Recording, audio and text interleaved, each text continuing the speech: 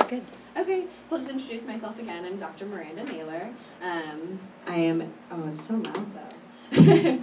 I'm one of the physicians here at Caduceus Onthalia. I am an osteopathic physician by training. I also specialize in more holistic medicine, functional medicine. So I have kind of more of a natural approach along with the conventional medicine. Today I wanted to focus on back pain and neck pain, which is so common with all of us. I think this is the most recent statistic that I saw was over 85% of people in the U.S. have back pain at some point in their lives. And of course that could be in, any little, muscle spasm here and there. But a lot of people have really chronic back pain too, and a lot of it can be alleviated with pretty easy changes. So that's kind of what we'll go into today. So I'm going to go run through the paper that I provided for all of you. And like I said, feel free to let me know if you have any questions as we go along. So some of the most common sources for neck pain, meaning the things that are causing actual pain in your body, would be a muscle spasm or strain. That's something like if all of a sudden you have a sudden onset of pain, or when you're lifting something up or bending, that's typically when that comes in. A ligament sprain, joint irritation or inflammation, thinking more arthritis in that sense, or a herniated or ruptured disc. Some common triggers for those pains in the neck and back include, probably the most common is posture. And by poor posture, it doesn't mean anything's wrong with you. A lot of us have this posture that doesn't go along with the way our bodies were made to live. Our ancestors were walking, squatting, hunting, and now we're sitting. We're sitting at our desk, we're sitting in our cars, and a lot of that puts different strains on our body, and a lot of that can cause a lot of pain. Trauma and injury, of course, car accidents, things like that. Inactivity, again, sitting. If someone has to have bed rest for some reason, that can cause a lot of pain. And stress. I don't know about you, but if you find yourself at the end of the day wearing your shoulders like earrings, and you have to kind of consciously bring your shoulders down, that's a really common thing, and holding all that tension can cause a lot of discomfort. And then obesity is one. Holding a lot of extra weight on your body can definitely cause some back pain, because again, it's throwing off your normal body position. Body inflammation, this can go along with different chronic illnesses that can cause pain in the joints, like arthritis. And then, like I said, change in body structure. So again, surgery can cause this if we're compensating for, say, like a knee surgery or some sort of injury. And then pregnancy, of course. Everyone knows that can cause some back pain. And so some of my tips to prevent neck and back pain, of course, number one is maintaining a healthy diet and weight. So this can help with that inflammation that we talked about. No matter what the cause is, that tends to be able to help, an anti-inflammatory diet. And then remaining active, and of course, within the guidelines that your physician is recommending. So generally, the things that are really safe and good exercises are swimming, walking. They don't tend to put too much stress on the body, and they keep the joints moving, which is really good for them. Avoiding prolonged inactivity or bed rest. Again, prolonged sitting, prolonged bed rest. If you have a desk job, making sure you're getting up and walking around throughout the day can be helpful. And maintaining proper posture. That's one thing that we'll talk about today, or this evening. And working on the computer workstation, making sure it's ergonomically correct. You can notice in the picture here that you want your computer screen to be at eye level. A lot of us will be using laptops nowadays, or working on cell phones or iPads, and we tend to be like this. We really want to have our neck in proper posture. That means looking at our screen like this. We want our keyboard to be at elbow height, so again, having like that. And then for our knees to be at chair height. So, and having our feet firmly planted on the floor. That just allows your body to use the right positioning and the right, like the big muscle groups you want to be using to give support. You definitely don't want to be turning like that for your screen. Yeah.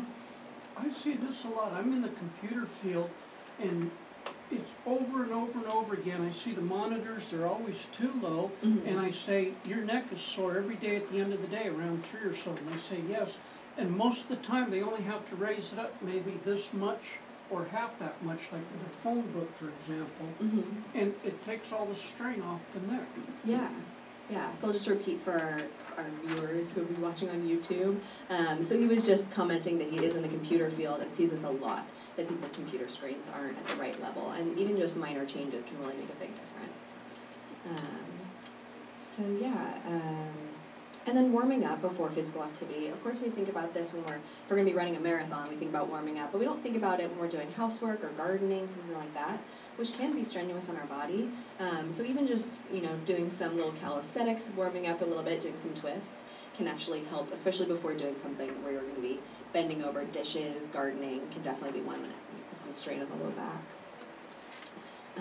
Wearing comfortable low-heeled shoes with good arch support is also really helpful. It's not something we think about being connected to the neck or the back, but that's where we take all of our impact. So when we're walking around all day, especially on hard concrete, we want to have a good cushion so we're not taking all of that contact, all that force in our back. And then sleeping on a mattress of medium firmness. Basically, you just want to trying to think about your spine being in line while you sleep. We don't want to be, too soft where our hips are over to the side. Also thinking about your pillow height. You don't want your pillow to be so high that it's, if you sleep on your side, making your neck go like this, or if you sleep on your back, having your head like this. Again, it's just trying to keep your body in the most, natural alignment, so we're not putting extra strain on it, because those things tend to add up. And then lifting appropriately. If you're lifting anything heavy, you want to really lift with your knees, trying to keep your back straight, not hunching over. That can definitely help prevent injury. And then smoking is not something that we really think about for back pain or neck pain, but just cutting down the inflammation and also allowing proper blood flow in our whole body. Everybody to bet that nobody in this room smokes. Yeah, I know. I get that impression too. So he's just commenting that no one in here smokes, and that's great. That's definitely something that I recommend. There's really no benefit to smoking, so same, goes along the line with a healthy diet, healthy lifestyle. It makes a big difference and adds up to really prevent a lot of these things. Isn't it the cigarette that smokes and we're just the suckers? I don't know if I can repeat that well without missing the punchline. All right, so some steps to recovering back pain. This is when you're actually already in pain. So number one is removing the trigger. Of course, if you were being stung by the bee, you'd want to remove the bee. If you had a tack in your shoe, you'd want to remove the tack. Common sense. But it's not so common sense when we have something like this.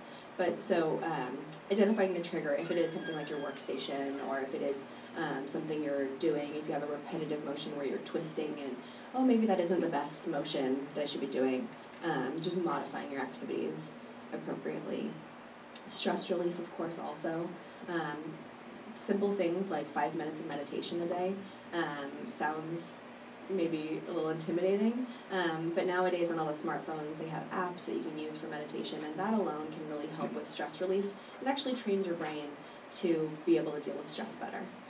So that can be helpful also, with just making sure that stress isn't an issue. And of course, working on weight loss with your doctor if that is an issue. Again, not something I've seen anyone here, but something to keep in mind for your loved ones.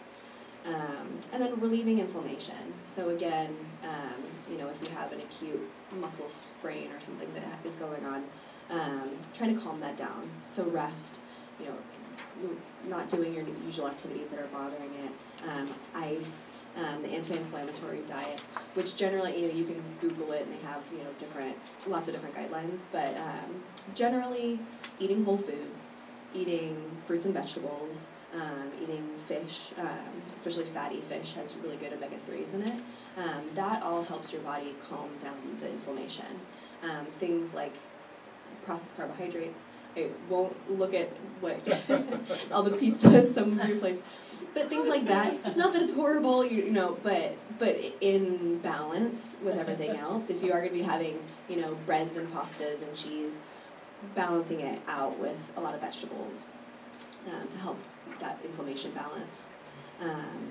And then also some herbal things that can help with it are turmeric, boswellia, and CBDs. This is maybe a hot topic nowadays. CBDs are basically cannabinoids that it's like marijuana without the high, and they actually can get it from hemp as well. It's a hot topic because a lot of research is coming out showing that it's a really strong anti-inflammatory. So without any effects on your mind, it can help with pain, inflammation. It's been used a lot more for like cancer patients and stuff. Yeah. Repeat the name of that, please. CBDs is the common one. CBD. Yeah, it's on the paper. Cannabinoid? Yeah. Cannabinoid? Okay. Yeah. Yeah. What's boswellia? Can you expound on that? Boswellia is it's an herb that can help with inflammation. And basically, turmeric? Yeah. And turmeric is like in your spice cabinet, that yellow spice. That's a really strong anti-inflammatory. I heard that. Turmeric part of curry? Yeah, turmeric is a common one in curry. And you can use it in your foods, or just have some of the powder, or you can take it in pill form. Thank you. It's in the powder form. It's not well absorbed into the body. It's still very good for your your intestinal tract, but taking it in a pill form in a special formula that usually they'll put it in like very small. They'll put it into very small molecules and then put them in little fat bubbles basically, and that helps the body absorb it. So those things can be very, very effective for pain, inflammation, arthritis. And again, a lot more research is being done with it. So those are really good options especially when you find yourself, popping ibuprofen and Tylenol all the time. Of course, taking a step back and looking at other things we're talking about, but also considering one of these other things that can, be really effective, safe, no side effects. Yes? I heard if too many people were to smoke pot at the beach, the tide can get high. Okay, I'll try to repeat that one. So he said that he heard if too many people smoke pot at the beach, then the tide might get high. It's a good one. We should have you come up after, and you'll be do a little stand-up. So relaxing the muscles, whether or not it's a muscle sprain or muscle injury that's causing the pain, a lot of the time our muscles tend to kind of clamp down around our injury and try to protect it, or try to compensate for whatever is going on. So working on relaxing the muscles. Again, rest helps with this. Heat can be helpful. Epsom salt soaks are great. Epsom salts are basically magnesium sulfate that helps, if you take a hot bath with it, it'll absorb into your body and it can absorb into those muscles, and it helps with relaxation. So you can also take that as a supplement, just like magnesium, but it's especially nice taking a hot bath because that is like a double whammy to help relax your muscles and your mind, of course. Other things that can really help with that are acupuncture and OMT, which we'll talk about. And then number 4 in our steps to recovering is to realign the body. This can include stretching, again, working on posture training. Physical therapy can be really helpful with that, with kind of having a trained eye to be able to look at your posture, assess strengths and weaknesses, and work with you on that. And then OMT as well can be helpful with realigning. At the bottom of the page here, I did add a couple of little exercises that can be really helpful for pretty much everyone. Again, it's with that posture that we all have in the car or at a desk. We tend to have the head forward and our shoulders slump, and we might be slouching a little bit. So these exercises can help reverse that. So the chin tuck is really nice, where you basically just try to get your neck up really tall, and then like you're trying to make a double chin, bring your head back. And what that does is, if you can see, my head is very far over my neck. It is putting a lot of strain on my neck muscles here. But if I bring my head back, then my head is pretty well balanced over my neck, and then it's able to, my spine is able to take the pressure rather than my neck muscles. So that's a really common one that a lot of people have going on, and that's a quick fix. And then scapular retraction is the other one. So again, to compensate for those shoulders rounding forward, it's bringing the shoulder blades, you do a roll up, back, and then down. and you can think about each of your scapula or your shoulder blades to go in the opposite back pocket. So you think about them going down and kind of inward. And that, again, helps utilize the large muscles instead of the small muscles trying to hold your whole weight up. And just helps get you into the right alignment. And again, it goes along with sitting too, can be a common one. You want to make sure that you can kind of feel your butt bones pressing into the chair, not overarching your back or slouching, and then having those shoulders and neck back over that. And then again, it's really just, if you practice it, you can kind of slouch in your chair now, and then if you practice it, here, I might as well demonstrate this. So for me, by the end of the day, especially if I'm working at my computer, I'm probably like this. Maybe, resting on one elbow or something, and then I think, oh, wait, that's not good. So getting in, a lot of times, might be having your legs crossed. So getting your feet flat on the floor, you can see that my knees are pretty well in line with my buttocks. And then my back is fairly straight. You can even think about kind of holding your core muscles in, and that will naturally get you into the right alignment. And then the shoulders back and down, and then the chin back. And look so much more balanced rather than this, where it's putting strain on my neck, putting strain on my low back. So, yeah, it makes a big difference. Yes? How do you feel about lumbar support in sitting? Lumbar support can be helpful. Okay. Yeah, of course, the most ideal would be to, be using your own core muscles to be well balanced. But, if we're sitting all day and there's no way to prevent that, then lumbar support can be helpful to just at least give your back the support in the right position. So it's not that you're just sinking into a big cushy chair. It's actually at least helping you stay in the right position. So that can be really helpful. Yeah, in the car too, some cars will have, where you can adjust the lumbar support, and that can be helpful too, to just kind of encourage your spine to be in the right position. Yeah. And then on the second page, I showed a picture that's kind of demonstrating the ideal posture. So you can even go home and look at the mirror, have a loved one take a picture of you, and it's just good to be aware of. Again, that nothing that's, something's wrong with you for, not having the right posture, but something to be aware of, because then when if you do pop up with some pain in your upper back, your lower back, then you're like, oh, maybe this has to do with my posture, because I'm a little bit off. And again, that's something that we can work on too with osteopathic manipulation. And that's what I'll go into now. So osteopathic manipulative treatment. This was started in the 1800s by an MD named Dr. Andrew Taylor Still. And he was an MD who realized that, he felt that the body was self-healing, that the structures of the body were correlated with the functions, and he started to develop these techniques to help just realign the body, get it into the best position, and he noticed that this was helping a lot with, treating pain, treating, lots of different dysfunctions, and it's just continued to develop since then. So I am a DO, and in training we go through the regular medical school, but we also learn this hands-on manipulation, and I really enjoy practicing it because I've found that's very helpful with a lot of things, of course, especially pain, but lots of different things that we'll go into. So OMT, which is the short name for it, includes a variety of hands-on techniques to treat the structures of the body to regain function and maintain function.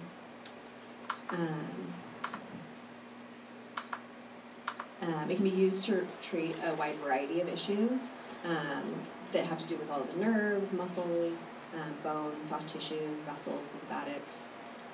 It's safe and effective for all people of all ages, and it's especially helpful in treating neck and back pain, any other musculoskeletal pain or dysfunction, headaches, migraines, sinus congestion, TMJ, or jaw pain, scoliosis, and prenatal and postnatal pain and dysfunction.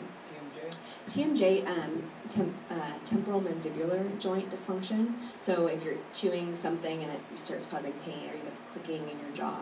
Yeah, that's a really common one, and it's one thing that responds really well with OMT.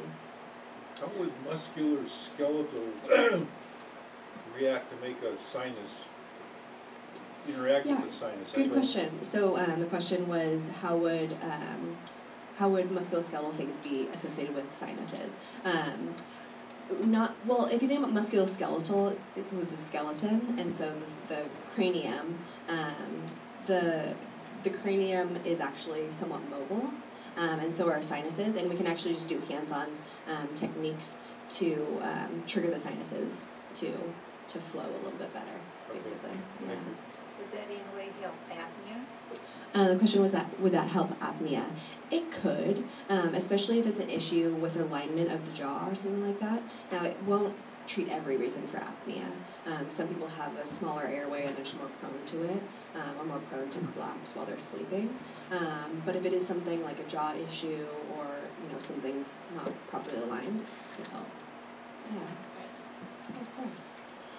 So as I said, OMT is completely gentle and safe for all ages. It's used a lot in infants and children for a variety of different reasons. It can actually be helpful in ADHD as well, and can be helpful with just growing. I'm sure a lot of you have children and had dealt with growing pains when they were growing. Things like that can be really helpful, or OMT can be helpful with that. And even with upper respiratory infections, GERD, things like that can help. GERD? Yes, for different reasons, especially if they have something like a hiatal hernia, where the stomach is kind of protruding above where the diaphragm is. Then we can do some abdominal manipulation to kind of help get that in line. Again, not for every reason, but it's kind of just getting the body in the most ideal position. Yeah, and so then osteopathy in the cranial field, also known as cranial sacral therapy, is another thing that I do, another thing that we learn in training, and another gentle technique. It basically releases strain patterns I should back up. The cranial bones are somewhat mobile, very small, tiny little millimeters. The cranial bones move. And we're trained to be able to feel that. And that movement is, the purpose of it is for the flow of the cerebrospinal fluid around our brain, around our spinal cord. And sometimes that can get thrown off with things like a car accident, a fall, any sort of trauma, even birth trauma can throw that off. So this technique is basically to identify strain patterns there and be able to release them. And this can especially be helpful with headaches and migraines, traumatic brain injury, ADHD, stress, and anxiety. So, not to say that OMT can cure anything, but it can help with anything, helping just take some of the strains off of our body, some of the compensation patterns that we have after we have little injuries, and just, assist with getting your body in the most optimal position so you can have the most optimal health. And I just noted here that the treatment usually just induces a feeling of really like a lot of calm, relaxation. Nothing that we do is intended to be painful or you should be feeling worse after. Sometimes it kind of stirs things up. We're really working with the body to help your body basically heal things and calm things down. So yeah. I have a question. Yeah. What's the difference between OMT and regular chiropractic? That's a really good question. I didn't touch on that. Yeah, so the question was, how is OMT different than chiropractic? Well, chiropractic actually stemmed out of osteopathy. So instead of doing what osteopaths do, or traditional osteopaths do, of doing hands-on manipulation along with all the other medicine, chiropractors felt that this is so great, we should just run with this. And they have some different techniques as well. The typical chiropractic that you think of as the cracking and popping. Osteopathy does have some of that cracking and popping. It's just a little bit different. It's in a little bit more of a controlled manner. And not all osteopaths do that. I do some of it, but I've found that a lot of the other techniques are even more beneficial because you can pop something back into place, but if all those muscles are still tight around it, it's going to pop right back out.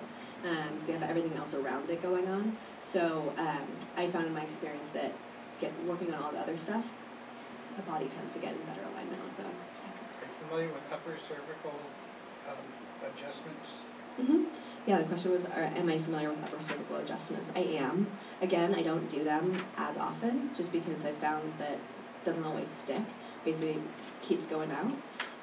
But yeah, for sometimes, something goes out and you're like, oh, it's just really bothering me. I really need to get it back into place. Then doing some of the muscle stuff and doing that sometimes can be helpful. Yeah. And, again, this is something that can be helpful in conjunction with everything else that we talked about. Sometimes medications are necessary for it. Physical therapy, again, can be really helpful in conjunction. So it's never really one thing that's the cause or the treatment I found. There tend to be a few things that are really kind of compiled to cause something, and a few things that can help relieve it. Dad? Under posture, you mentioned high shoulder. I've been told that I have a high shoulder. Dad? Okay.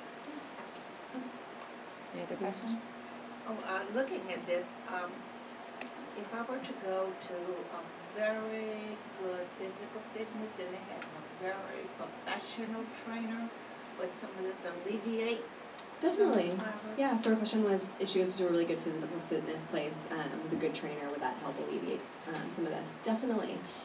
I can't speak for all personal trainers because there's a wide variety, and there are a lot of exercise places that won't necessarily look at your form and your posture, and you might end up hurting yourself. But there's some that are excellent. Some get extra training in some of this stuff, and they can help a lot, actually. Pilates tends to be one that's pretty good, especially if you have a really good teacher that's looking at your positioning and your posture and everything. Then that will help strengthen core, and that tends to be really helpful with this. And then other personal trainers too can be really helpful with working on some of the strengthening. Yeah, you're welcome.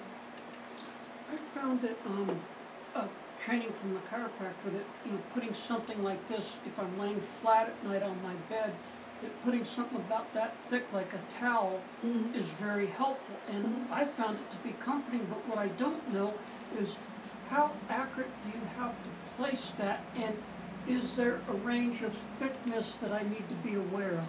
Yeah, was that specifically about your neck? Back. Or low back? Okay. Yeah. So his question was, a chiropractor told him to put something about the thickness of a water bottle or like a rolled towel under his back.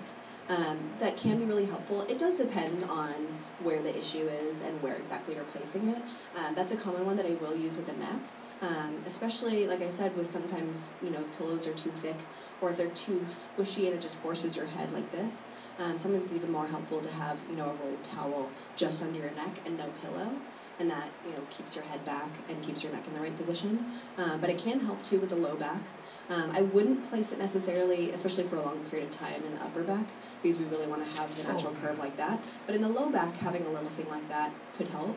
I wouldn't get too thick with it because we don't want to overcompensate, but something maybe a couple inches at most. Okay, about like. Yeah, can be helpful. Another thing that can be helpful is using a foam roller. So I don't know if you've ever seen them at the gym or if you own one. It's basically a piece of foam that's a big cylinder, and you can actually roll out on that, and you can roll out your low back or anywhere, your legs, basically roll along the floor, and that can help basically massage out the muscles and kind of ease some tension. So that can be a helpful one too. You can even lay back on it and kind of crack your back a little bit. So, yeah. All right, thank you so much. Well, thank you all for being